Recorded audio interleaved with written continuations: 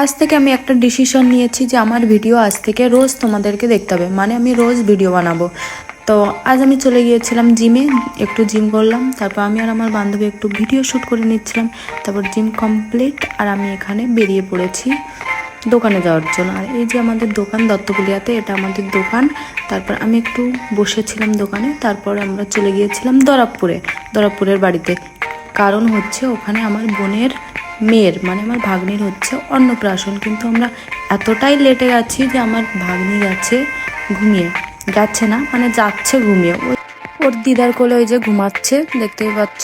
তারপর আর কি করব, আমরা বসে পড়লাম খেতে, এই যে আমি বসে পড়েছি। আর এদিকে আমার খাওয়া কমপ্লিটও। তারপর আমার বোনকে বললাম যে একটু ভিডিও করে দে আমার, কিন্তু ক্যামেরাটা এত সুন্দর ধরেছে যে ক্যামেরার বাইরে আমাকে ফেলে দিচ্ছিল। তারপর আমি বসেছিলাম, তারপর আর কি করব, বাড়িতে চলে গিয়েছিলাম। তো টাটা।